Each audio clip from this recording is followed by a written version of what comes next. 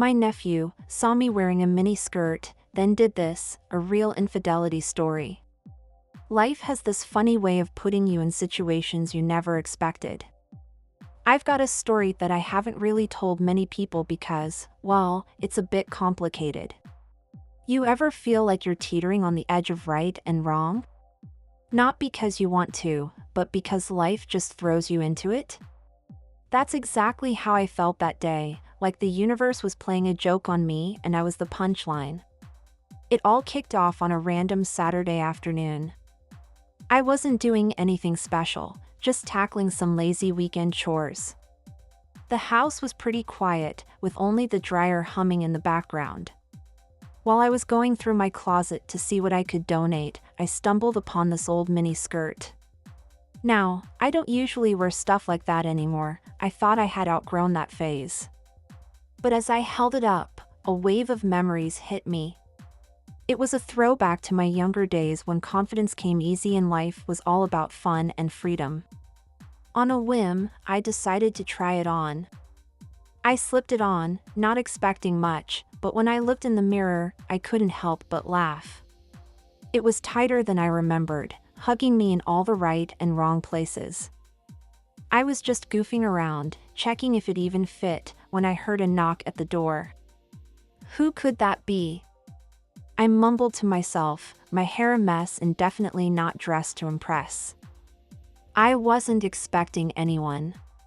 When I opened the door, there was my nephew Jason. He wasn't a kid anymore. At 22, he had grown into this confident guy with broad shoulders, the kind who could walk into a room and grab everyone's attention. He was holding a bag of tools and flashed that easygoing smile of his. "Auntie, you called about the leaky faucet, remember?" "Oh right, I had totally forgotten." I asked him to come by and fix the sink in the guest bathroom. Feeling a bit embarrassed about my outfit but not wanting to make a big deal out of it, I laughed it off. "Yeah, come on in.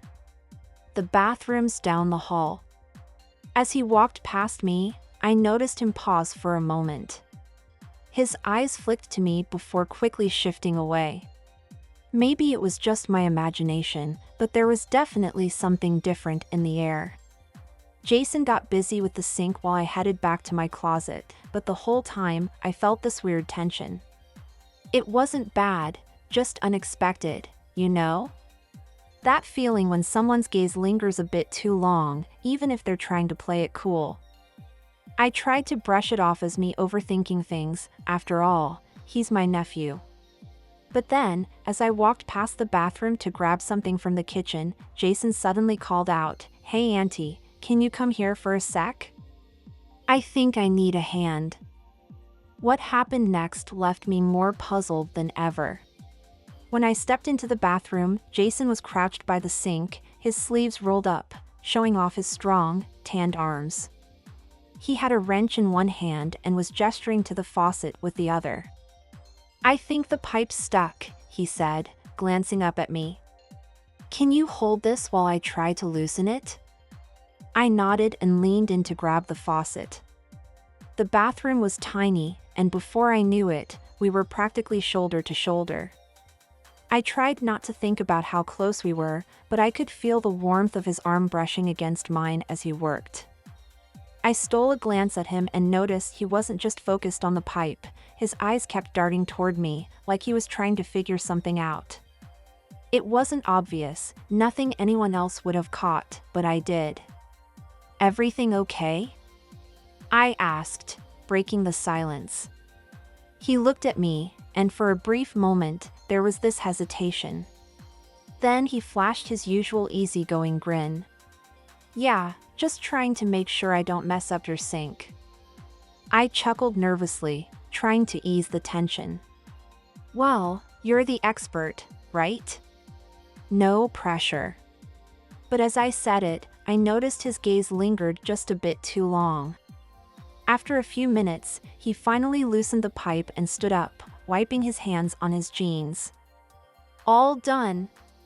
Should be good as new." "Thanks," I replied, trying to sound chill. "You're a lifesaver." He leaned against the counter, looking at me with an expression I couldn't quite figure out. You know, Auntie, I don't think I've ever seen you wear something like that before. I froze for a second, my cheeks heating up. Oh, this? I laughed awkwardly, tugging at the hem of my mini skirt. Just something I found in the back of my closet. I was going to donate it. Jason didn't say anything at first, he just kept staring at me, his eyes flickering with something I couldn't decipher. Then he smiled, but it felt different, almost knowing. Well, it looks good on you, he said, his voice softer than usual. I didn't know how to react. Thanks, I guess, I mumbled, suddenly feeling self-conscious. I quickly turned to leave the bathroom, hoping to create some space between us, but as I stepped out, Jason followed closely behind. Auntie, he called, stopping me in the hallway. I turned to face him, my heart racing. Yeah. He hesitated, like he was searching for the right words. You ever feel like things happen for a reason? What do you mean? I asked, genuinely confused. He opened his mouth to say something, then shook his head, laughing it off. Never mind, forget I said anything. But I couldn't shake off the way he looked at me or the tone in his voice, it lingered long after he left. That evening, I was snuggled up on the couch, mindlessly scrolling through channels, trying to shake off the awkward vibes from earlier. I kept telling myself it was no big deal and that I was just overthinking things. After all, Jason was family. Just when I started to feel a bit more at ease, my phone buzzed on the coffee table. I leaned over to grab it, and there it was, a message from Jason. Hey Auntie, can I ask you something? I stared at the screen, unsure if I should respond. The timing felt off. Why was he reaching out now? After a moment, I typed back, of course, what's up? His reply came almost instantly. I keep thinking about today. You looked different, and it surprised me. My stomach did a little flip. What was he getting at? I hovered over the keyboard, trying to figure out how to respond. Finally, I went with something safe. I was just trying on some old clothes, nothing serious. He read it right away, and I noticed the typing bubble pop up, but it took him a minute to respond. When his message finally came through, it threw me for a loop. You looked really good. I mean it. I blinked at the screen, my heart racing. Was this just a friendly compliment, or was there something more behind it? I was totally unsure how to feel or what to say. After what felt like an eternity, I typed back, thanks, Jason. That's really sweet of you. I hoped that would wrap things up, but deep down, I knew it wouldn't. He replied again, I don't know if I should say this, but I felt something today. Did you? My breath hitched in my throat. This was getting into risky territory, and I had no idea how to deal with it. Jason wasn't just some random kid, he was my nephew. Whatever he was feeling, I knew it wasn't right, but instead of shutting him down right away, I hesitated. Maybe it was curiosity, or maybe I just didn't want to hurt his feelings. Either way, I didn't respond immediately. The typing bubble popped up again, and I thought, forget I said anything, I don't want to make this awkward. I let out a shaky breath, feeling both relieved and uneasy. I told myself it was just a misunderstanding and that he'd move on, and everything would return to normal. But as I set my phone down, I couldn't shake the feeling that this was just the start of something bigger. The next morning, I was just getting my day going, coffee in hand and hair a mess, when I heard a knock at the door. My heart raced. I wasn't expecting anyone. When I opened the door, there he was, Jason, standing there with his hands in his pockets, looking as casual as ever. But something was off. His usual carefree smile was gone, replaced by a serious look I didn't recognize. What are you doing here so early? I asked, trying to hide my surprise. He shrugged and stepped inside without waiting for me to invite him. I was in the neighborhood and thought I'd drop by. It was a weak excuse since he didn't live anywhere close, but I didn't call him out on it. I just closed the door and followed him into the living room. He plopped down on the couch, leaning forward with his elbows on his knees. The tension in the room was thick and unspoken. "Is everything okay?" I asked, sitting across from him. He looked up, his eyes searching mine. "About last night, I didn't mean to make you uncomfortable." I let out a small sigh of relief, glad he was bringing it up. "It's okay, Jason. Let's just forget about it, all right?" But he shook his head. "I can't just forget about it, Auntie. I meant what I said."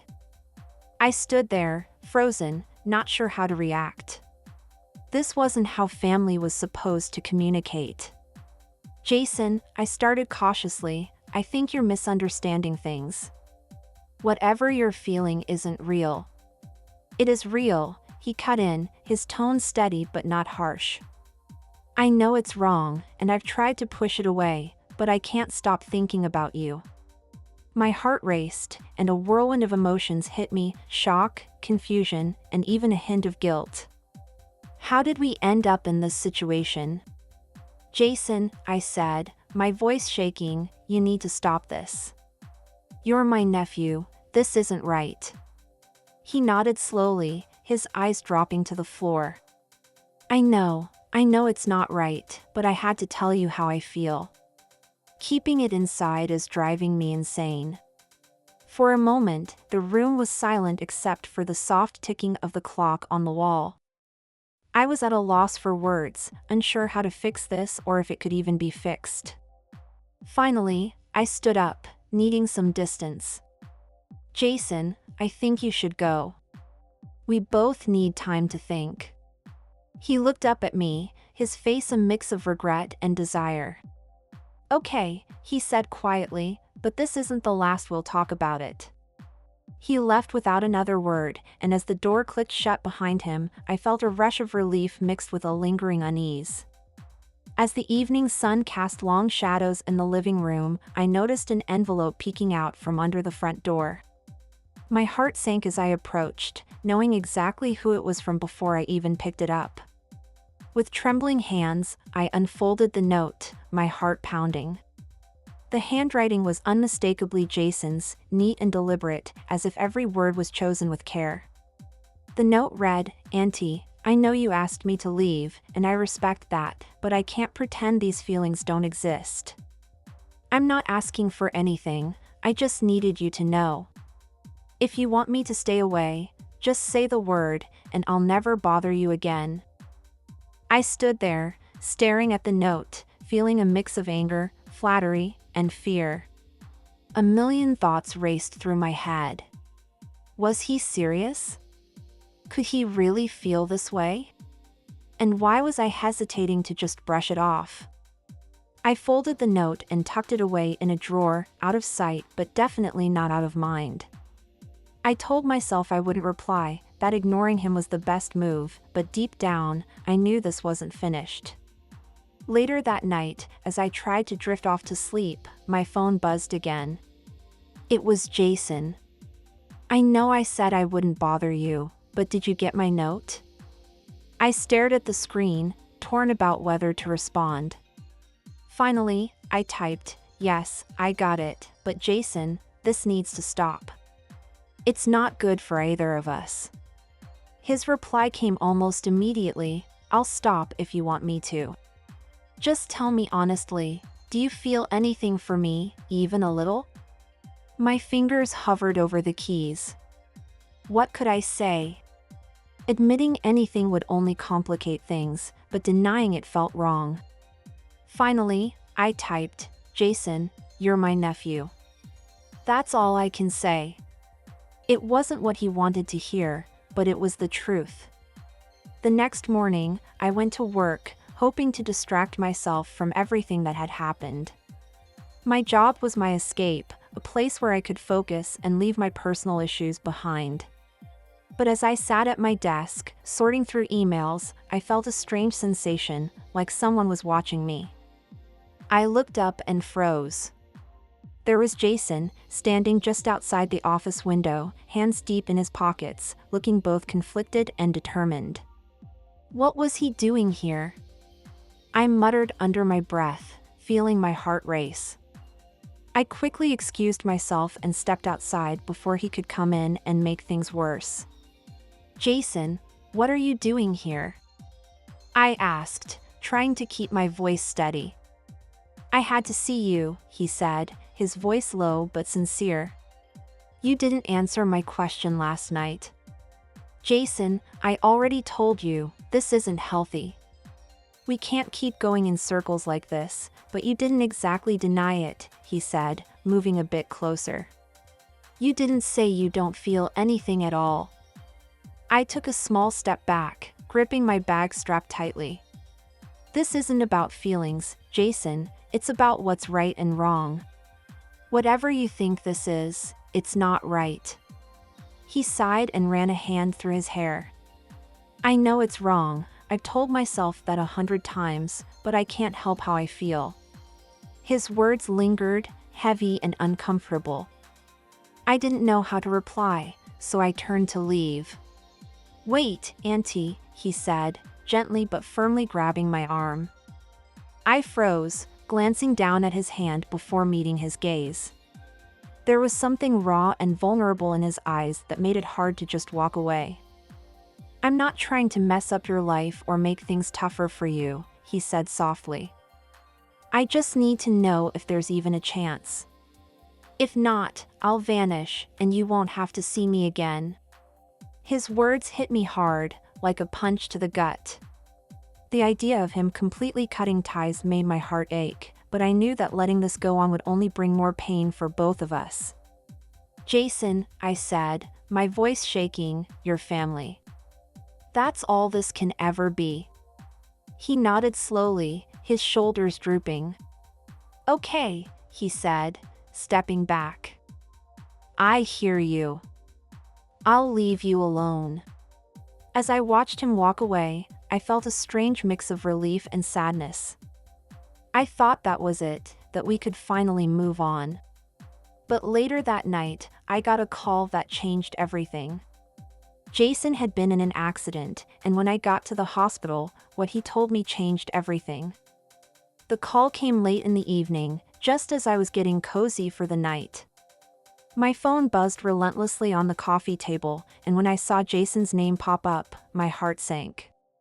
But it wasn't Jason on the line. "This is Mercy General," a woman's voice said quickly. "Your nephew has been in an accident, and he's asking for you." Panic hit me hard. Without waiting for more info, I grabbed my keys and bolted out the door. When I got to the hospital, my heart was racing. I pushed through the swinging doors of the ER, scanning the room until I spotted him. Jason was on a bed, a small cut on his forehead, and his arm in a sling. He looked up as I got closer, his face pale but his eyes still full of that familiar spark. "What happened?" I asked, my voice laced with concern. He gave a weak smile. "It's nothing serious, just a little fender bender." "Jason," I said, feeling exasperated. "You had me so worried." He chuckled softly but then winced, clutching his side. "I'm sorry, I just didn't know who else to call." I let out a sigh as I pulled up a chair next to his bed. "Well, I'm here now. Are you really okay?" He nodded, his face softening a bit. "Yeah, but there's something I need to tell you." "Now's not the time," I said, but he cut me off, his voice steady even though his eyes showed vulnerability. "I didn't call you just because of the accident. I called because I realized something." I frowned, confused about where this was heading. "What do you mean?" He looked down at his hands, nervously fiddling with the edge of the hospital blanket. When I thought I might not make it, all I could think about was you. How much I care about you, how I've messed things up, and how I don't want to lose you. Jason, I started, but he raised a hand to stop me. Just let me finish, he urged. I know I've crossed some lines, and I hate myself for it, but this isn't just a fleeting feeling for me. I care about you more than I've ever cared about anyone, and I know it's wrong, but I can't help it. His words hung there, heavy and raw. I was at a loss for words. Part of me wanted to comfort him, to say everything would be all right, but another part knew this wasn't something I could fix with just a few kind words. Before I could say anything, a nurse walked in, breaking the moment. Visiting hours are over, she said with a polite but firm smile. I stood up, feeling a mix of relief and overwhelm. Get some rest, Jason. We'll talk later. He nodded, his gaze locked on mine as I stepped out. On the drive home, I kept replaying his words. I thought I'd done the right thing by leaving, but when I got back, something awaited me at the house that made me question everything. As I pulled into the driveway, the house felt strangely quiet. I walked in, kicked off my shoes, and noticed something on the kitchen table that hadn't been there before, a small package with my name written on it in Jason's handwriting. I took a moment before I opened it, my hands shaking a bit. Inside, there was a letter and a little photo album. The letter started with Auntie, I know you wanted me to stop, but I really need to explain everything. Even if this is our last conversation, please read this and check out the album. If you still want me out of your life after that, I'll understand. I unfolded the letter fully, my eyes racing over the words. Since I moved back here, I've felt something different between us. At first, I thought it was just admiration or respect, but it became clear it was something deeper. I know this sounds strange, and I've tried to fight it, but I can't change how I feel. You've always been there for me, more than anyone else, and you've seen me at my worst yet still cared. That means a lot to me. I paused, my heart racing, the weight of his words was heavy, but I pushed on. I made this album to remind myself of everything I love about you, not in a way that crosses boundaries, but to help me process my feelings. You'll find photos from family gatherings, moments where you were laughing or just being yourself. I'm sharing this because I don't want to keep secrets anymore. I'll respect whatever choice you make, but I couldn't let this go unsaid. I set the letter aside and opened the album. The photos were all so familiar, family barbecues, holiday dinners, random snapshots I didn't even remember being taken. Each one had a little note in Jason's handwriting highlighting special details. He noticed how happy I seemed, how kind I was to everyone, and how much he admired my strength.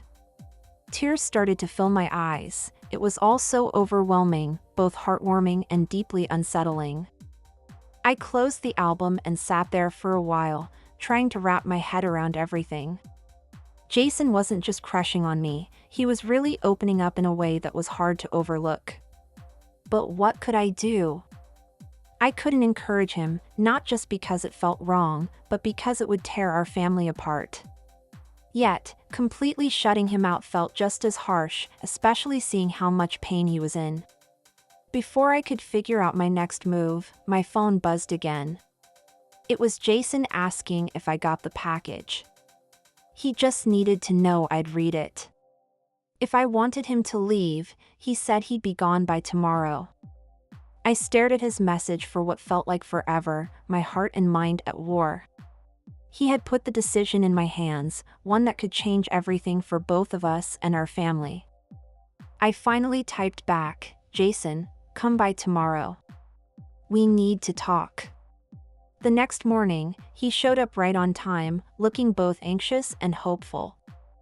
I invited him in, and we sat across from each other in the living room, the air thick with unspoken tension. Jason, I started, my tone steady yet gentle. I read the letter and looked through the album. I can see how much thought you put into it, and I won't lie, it moved me. But we need to establish some boundaries, for both our sakes. He nodded, though his face was still cautious. I understand. I just needed you to know how I feel, that's all. I leaned in a bit and said, I love you too, but only as family. That's where it starts and ends. The feelings you have for me come from admiration and gratitude, and that's perfectly fine, but we can't mistake those feelings for something more. It would only hurt us in the long run. He looked down at his hands, a mix of relief and sadness on his face.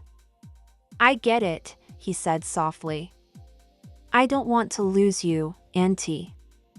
I'm going to work on letting this go.